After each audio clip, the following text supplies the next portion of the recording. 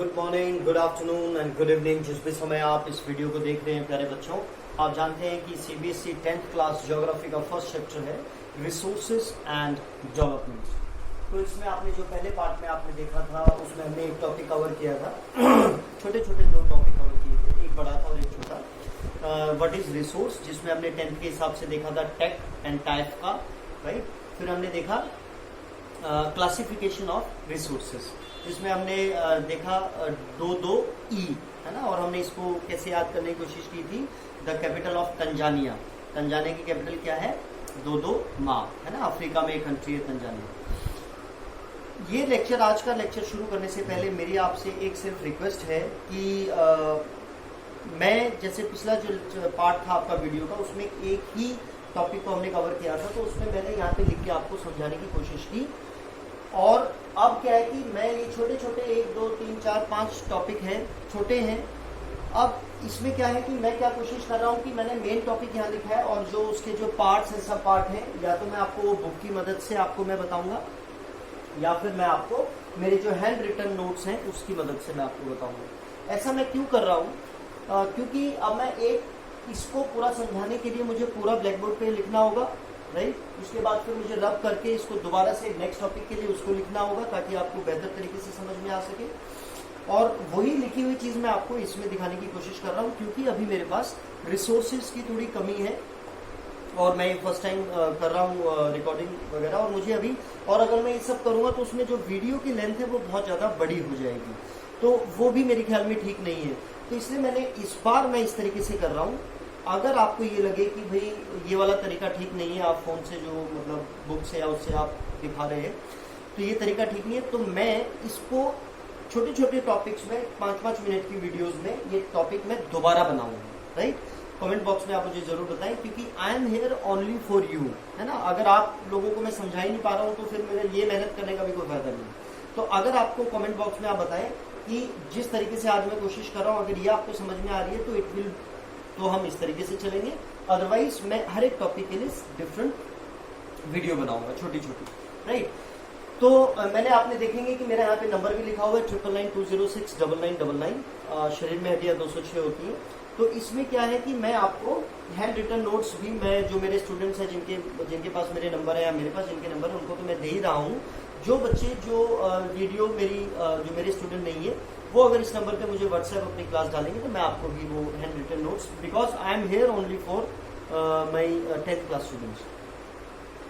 तो पहली चीज, अब हम इस लेक्चर को शुरू करते हैं, इस पार्ट को शुरू करते हैं। तो पहला है फ्री गिफ्ट, है ना। आपने देखा था कि भाई व्हाट इज रिसोर्स, फिर आपने देखा कि क्लासिफिकेशन ऑफ रिसोर्स। अब हम देख रहे हैं कि जैसे हमें पता चला कि ये तरीके के रिसोर्स हैं, हमें पता चला कि हमें ऐसा लगने लगा कि जो रिसोर्सेज हैं वो फ्री गिफ्ट है नेचर का। नेचर का क्या है? फ्री गिफ्ट है। तो हम उसको अंधाधुंध, इनडिस्क्रिमिनेटली हम उसको यूज करने लगे। तो लेकिन ऐसा नहीं है, वास्तव में ऐसा नहीं है। आप देख रहे हैं कि उसके कॉन्सिक्वेंसेस क्या क्या पड़ रहे हैं। तो फ्री गिफ्ट ये नहीं है, ये हमें पता चल गया। लेकिन अब जो हमने इसको इतना यूज कर रहे हैं या हम जो करा है, उसके क्या कॉन्सिक्वेंसेस हैं या उसके क्या हार्मफुल इफेक्ट हैं, तो उसको हम देखने के लिए, फ्री गिफ्ट को हम देखने के लिए, दिस इज पहला टॉपिक। उसके लिए हमें याद रखना है दाई गोल, DAIGOL, गोल। गोल आप फुटबॉल में गोल मारते हैं, गोल है ना, द गोल, दाई गोल। तो अब हम देखेंगे डी से क्या, ए से क्या, आई से क्या, गोल क्या है, राइट। तो डी से जो है, D for depletion of resources. Depletion यानी किसी चीज का कम होना, डिप्लीशन का मतलब कम होना, of resources to satisfy the greed of few individual, है ना। कुछ लोगों के लालच के चक्कर में हमारे जो रिसोर्सेज है उनका बहुत ज्यादा डिप्लीशन हुआ, है ना। आप अगर भारत में भी देखेंगे या दुनिया में आप देखेंगे तो कुछ ही लोग होते हैं जो जिनके पास टेक्नोलॉजी होती है, जो प्राइवेट ऑर्गेनाइजेशन है, वो बहुत ही बड़ी मात्रा में रिसोर्सेज को डिप्लीट कर रहे हैं अपनी ग्रीड को पूरा करने के लिए, अपने प्रॉफिट को पूरा करने के लिए, ज्यादा से ज्यादा प्रॉफिट कमाने के लिए, ठीक है। तो this is depletion of resources in few hands, right, to satisfy their greed, है ना। Okay, then A for accumulation. Accumulation क्या होता है कि रिसोर्सेज का अपने पास इकट्ठा करके रखना, है ना, एक्युमुलेट करके रखना। अब जो बंदा बिजनेस कर रहा है, जो बड़े बड़े लेवल पे जो उसको डिप्लीट कर रहा है, उसने ऑलरेडी एक बहुत बड़ा भंडार अपने पास एक्युमुलेट करके भी रखा हुआ है, राइट। जैसे आप देखेंगे सौराष्ट्र, गुजरात में सौराष्ट्र एक जगह है जो लगभग पूरी रिलायंस ने खरीदी हुई है, वहाँ पे उनकी फैक्ट्रियां भरी पड़ी हैं। तो accumulation of resources in few hand, वो कुछ लोगों के हाथ में ही है। जैसे मैंने बताया 10-15% ही लोग हैं जिनके पास मैक्सिमम रिसोर्स इंडिया के, और दुनिया में भी यही रेशो है। तो उसके कारण क्या हुआ है कि दो सेगमेंट में समाज बढ़ गया है, सोसाइटी बढ़ गई। कैसे? अगर एक्यूमुलेशन मेरे पास है तो मेरे पास वो है, आई हैव, आपके पास नहीं है तो यू डोंट हैव नॉट्स। और इससे क्या है कि अगर मेरे पास है तो आई एम रिच, आपके पास नहीं है तो यू आर पुअर। ठीक है, तो इसको सोसाइटी को रिच और पुअर, हैव और हैव नॉट्स में इसने डिवाइड कर दिया। और थर्ड जो पार्ट है यानी कि आई, देखो हमने पहले देखा डिप्लीशन, राइट, किसी की ग्रीड को पूरा करने के लिए डिप्लीट जो है, ए से एक्यूमुलेट करना, जिसके कारण एक्यूमुलेशन के बाद रिच और पुअर, हैव और हैव नोट्स का सेगमेंट बन गया है।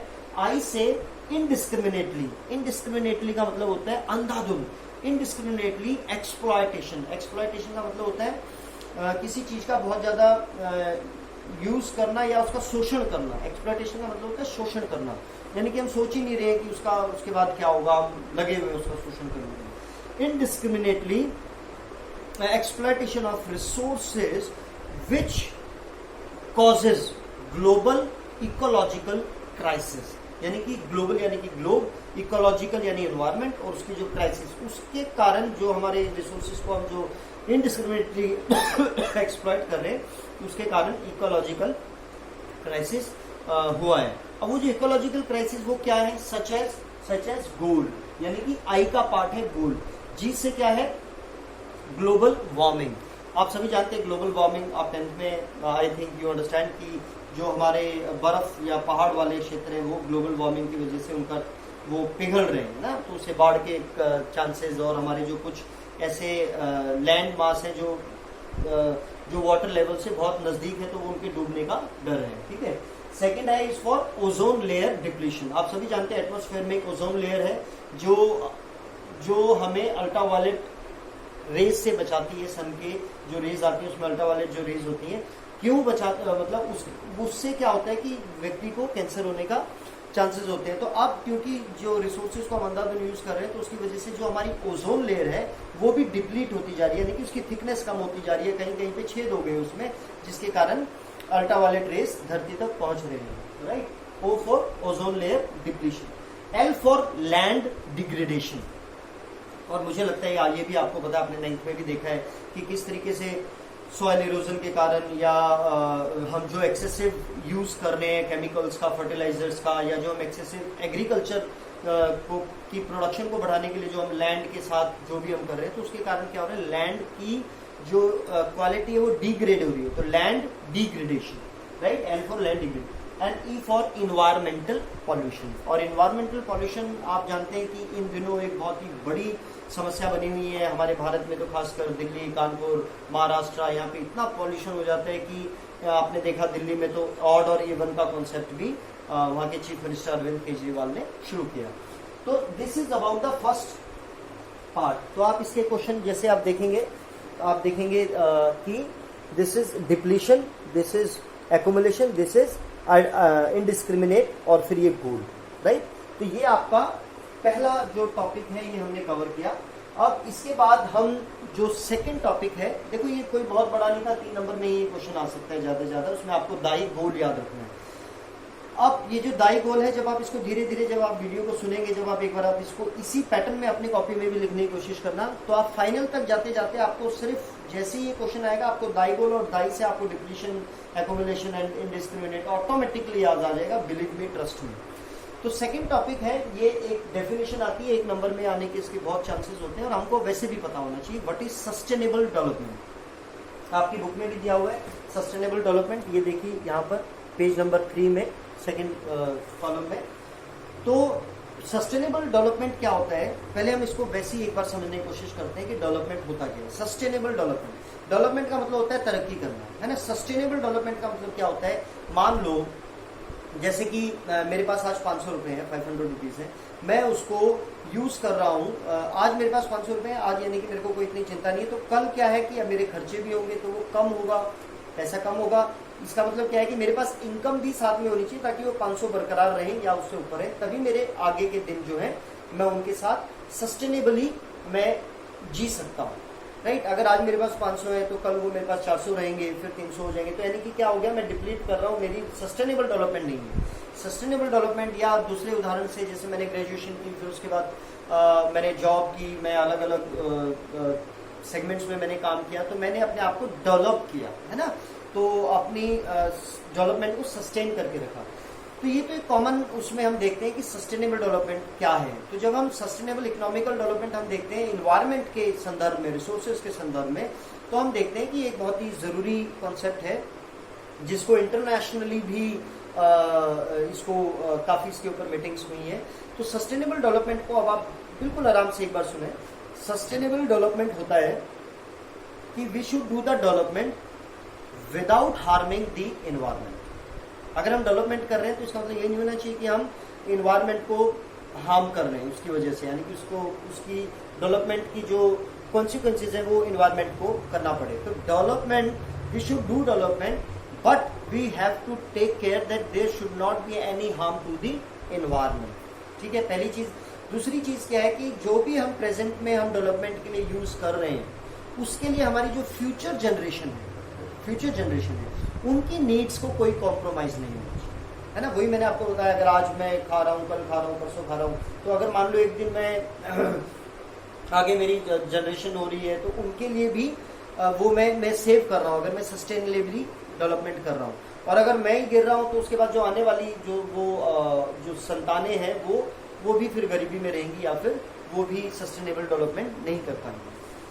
तो सस्टेनेबल डेवलपमेंट की जब आप यहाँ डेफिनेशन देखेंगे, आप देखेंगे प्यारे बच्चों, sustainable economic development means development should take place without damaging the environment and development in the present should not compromise with the needs of the future generation. इसमें थोड़ा, क्योंकि ये बुकिश लैंग्वेज है, इसमें थोड़ा एक एक चीज को बताया गया है, तो मैं आपको जो बता रहा हूँ कि development means development should take place. इसका आंसर आप शॉर्ट में कैसे लिख सकते हैं, जो मैं आपके नोट्स में भी दूंगा, development should take place without damaging the environment, है ना, and we have to take care about the needs of future generation also, है ना, we should not compromise with that. तो ये हो गया sustainable development. This second topic is also we have done, right. पहले में आपने देखा दाई, फिर अब है रियो डी जेनेरियो। अब ये जो सस्टेनेबल डेवलपमेंट है इसको डिस्कस करने के लिए इसका एक एंडोर्समेंट डिक्लेरेशन निकला पूरा। इन्वायरमेंट में जो भी चेंजेस आ रहे हैं, क्लाइमेटिक चेंजेस आ रहे हैं, इसको कंसर्न करते हुए पहली बार एक इंटरनेशनल अर्थ समिट हुई। अर्थ समिट यानी कि सभा हुई, एक अर्थ समिट हुई, और वो कहाँ पे हुई, वो हुई ब्राजील में। आप सभी जानते हैं दैट ये ब्राजील कहाँ पर है, आप जानते ही हैं। दिस इज आवर इंडिया, प्यारा भारत। इससे हम जब इधर जाते हैं, इधर ये इक्वेटर के साथ में, ये हम आगे North America, this is South America. South America में this is the 5th largest country in the world, Brazil. और इसकी कैपिटल क्या है, ब्राजीलिया। इसकी कैपिटल क्या है, Brazil, Brasilia. Tanzania, Dodoma, Brazil, Brasilia. तो ये 5th लार्जेस्ट कंट्री भी है एरिया वाइज। हम जब देखते हैं, हमने 9th क्लास में फर्स्ट चैप्टर में ये पढ़ा है। तो यहाँ पर रियो डी जेनेरियो में जून 1992 में 92 में मैं सेकेंड क्लास में था। तो 92 में मोर देन 100 कंट्रीज, 100 देशों के हेड ऑफ द स्टेट्स एक साथ इकट्ठे हुए। कहाँ पे, रियो डी जेनेरियो। आप देखेंगे रियो डी जो है वो हमेशा स्मॉल लेटर में ही लिखा जाएगा, राइट। उसको कैपिटल में नहीं लिखना है, JANEIRO, जेनेरियो, राइट, रियो डी जेनेरियो। तो जून 1992 में 100 देशों के हेड ऑफ द स्टेट्स एक साथ मिले और उन्होंने इसके ऊपर चिंता व्यक्त की। और वहां पे जो मेन चीज निकल के आई, उन्होंने 2 चीजों के ऊपर एक डिक्लेरेशन साइन किया। सभी उन्होंने, जितने भी हेड ऑफ द डिपार्टमेंट्स थे, हेड ऑफ द कंट्री थे, उसमें उन्होंने क्या किया कि पहला तो ग्लोबल फॉरेस्ट प्रिंसिपल, यानी कि जो फॉरेस्ट को लेकर, और दूसरा और जो सबसे इंपॉर्टेंट था जिसके ऊपर वो उन्होंने ज्यादा फोकस किया, दैट इज एजेंडा 21। अब ये जो एजेंडा 21 है ये क्या है, लेट्स सी डिक्लेरेशन में। Agenda 21 is this, your agenda 21। Rio de Janeiro में उन्होंने जो मेन चीज की, 2 चीजें की, 1 is global forest principles and agenda 21। अभी जो एजेंडा 21 है ये क्या, हम एक बार इसको समझ लेते हैं। इसमें पहला पॉइंट वही आएगा, अगर एजेंडा 21 के बारे में पूछा जाता है तो इसी का पहला पॉइंट आएगा कि more than 100 head of the states together meet at Rio de Janeiro in Brazil and they discuss about the economical crisis and environmental crisis and environmental protection, how they can protect, right? तो agenda 21 क्या है? अब आप जानते हैं कि ये जो रियो डी जेनेरियो की जो मीटिंग हुई थी 1992 में हुई थी। तो 92 कौन सी सेंचुरी में आता है? 20th सेंचुरी में। तो अब इन्होंने यहाँ पे एजेंडा रखा कि हम 21st सेंचुरी में, तो agenda 21 is only the century 21st। अब एजेंडा 21st में उन्होंने जो ये इसका नाम दिया गया एजेंडा 21, यानी कि 21 सेंचुरी में हमारा क्या एजेंडा होगा। इसमें इन्होंने जो मेन चीज जो हमें ध्यान देनी है वो क्या है, एक तो UNCED, इसका आपको फॉर्मूला इसका आपको फुल फॉर्म पता होना चाहिए, यूनाइटेड नेशन कॉन्फ्रेंस, आपकी बुक में लिखी हुई है, ऑन इन्वायरमेंट डेवलपमेंट। इन्वायरमेंट के डेवलपमेंट के ऊपर ये कॉन्फ्रेंस हुई, राइट। अभी जो इन्वायरमेंट के डेवलपमेंट पे कॉन्फ्रेंस हुई, इसमें मेन क्या इनका क्या एजेंडा था कि भाई हेड ऑफ द स्टेट्स ही नहीं, एजेंडा 21 में सिर्फ हेड ऑफ द स्टेट नहीं, उन्हीं को ध्यान नहीं रखना है कि हमें किस तरीके से इन्वायरमेंट को प्रोटेक्ट करना है, बट दी स्टेट, कंट्री के बाद state, region and the local government should have their own strategy for agenda 21, that how they can help to protect the environment, right? This is all about agenda 21। अब जब आप इन दोनों चीजों को आप देखेंगे प्यारे बच्चों, तो आप देखेंगे कि this is about the what is sustainable development, this is describe the first international earth summit, इसको ऐसे भी पूछा जा सकता है रियो डी जेनेरियो को, और डिस्कस रियो डी जेनेरियो अर्थ समिट 1992, ठीक है। इसमें हमने पॉइंट्स ये है मैंने जो आपको याद कराने थे।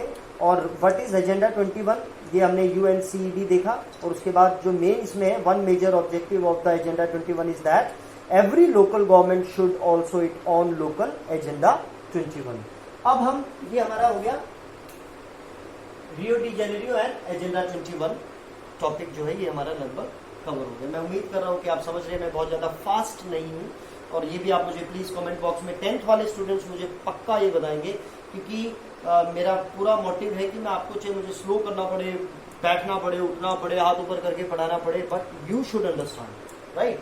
तो फिर अब क्या है, रिसोर्स प्लानिंग। अब रिसोर्स प्लानिंग हमने देख लिया, क्लासिफिकेशन देख लिया, हमने देख लिया सस्टेनेबल डेवलपमेंट देख लिया, हमने देख लिया कि भी किस तरीके से इन्वायरमेंट में प्रॉब्लम हो रही है।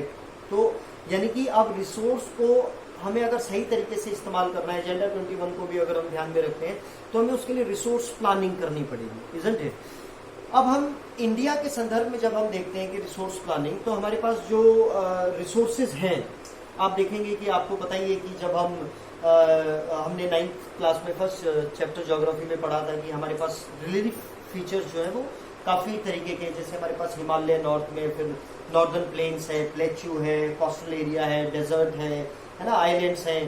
तो ये जो चीजें हैं, इसी तरीके से हमारे जो मिनरल्स हैं या जो हमारे रिसोर्सेज हैं, ये हर एक स्टेट में इनकी क्वांटिटी अलग अलग है। जैसे आप देखते हैं लद्दाख में क्या है, लद्दाख एक आइसोलेटेड है पूरी कंट्री से, लगभग बर्फ से ढका रहता है हमेशा, तो लेकिन वहां पर वाटर की शॉर्टेज है, उसकी अपनी कल्चरल हेरिटेज काफी स्ट्रांग है, लेकिन वहां पे इंफ्रास्ट्रक्चर, रिसोर्सेज, इनकी कमी है लद्दाख में, राइट, वाटर की कमी है। फिर आप देखते हैं जैसे अरुणाचल प्रदेश है, अरुणाचल प्रदेश जो है आपको पता है कि वहाँ पे वाटर की कोई कमी नहीं है, ample water is there, but वहाँ पे इंफ्रास्ट्रक्चर नहीं है। फिर आप देखते हैं कि अगर हम कोल और मिनरल की बात करें, तो सबसे ज्यादा जो कोल और मिनरल भारत में है वो मध्य प्रदेश, झारखंड, छत्तीसगढ़, इस वाले एरिया में कोल्स एंड मिनरल। लेकिन आप सभी जानते हैं जब भी भारत में गरीब राज्यों का नाम लिया जाता है तो उसमें इसका नाम आता है।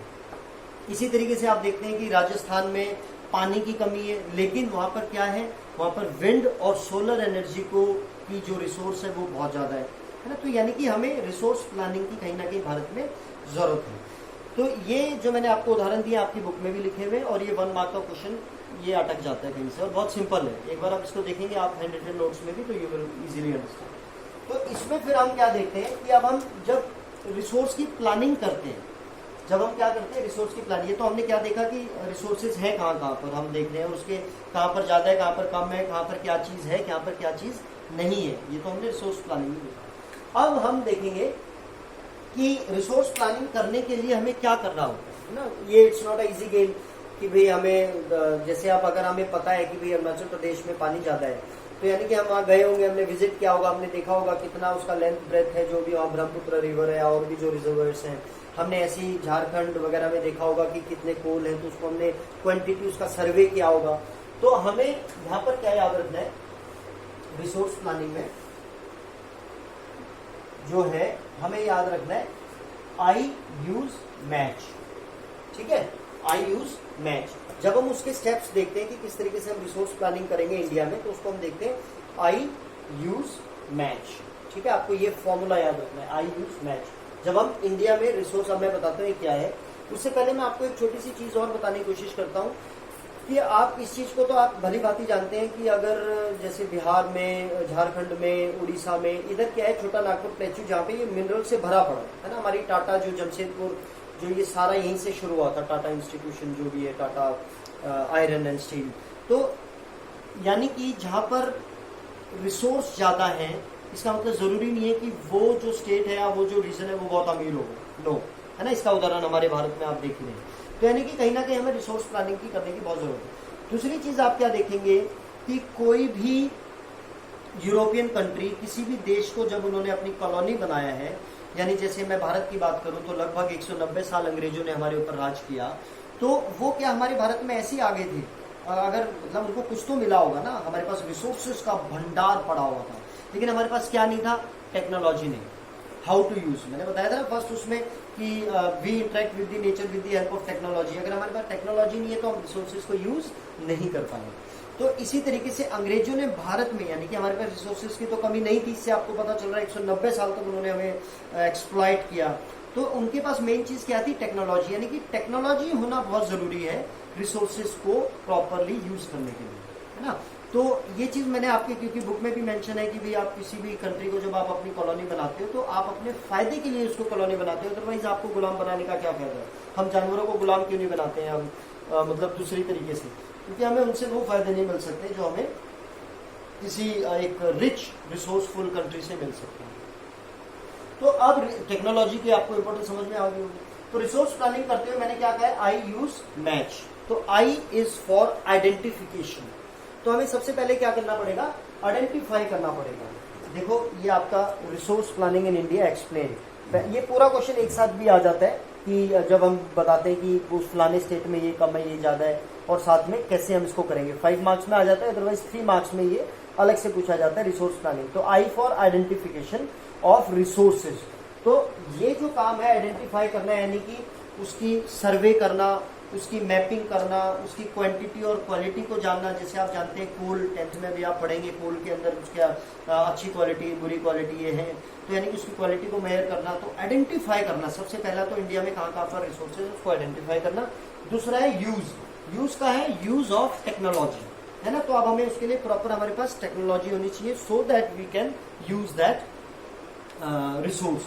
और थर्ड क्या है, जब हमारे पास ये दो चीजें आ जाएंगी कि आइडेंटिफाई भी हो गया है और हमारे पास टेक्नोलॉजी भी आ गई है, तो अब हमें प्लान करना है कि भी किस तरीके से मैच करें कि हमारा जम्मू से लेकर केरल और अरुणाचल प्रदेश से गुजरात तक की हमारी एक मैचिंग हो कि हमें इसका किस तरीके से इस्तेमाल करना है जुडिशियली, है ना। तो उसके लिए हमें मैच करना पड़ेगा अपनी रिक्वायरमेंट्स को, अपने रिसोर्सेज को किस तरीके से मैच करेंगे। तो ये 3 स्टेप है, आई यूज मैच, राइट।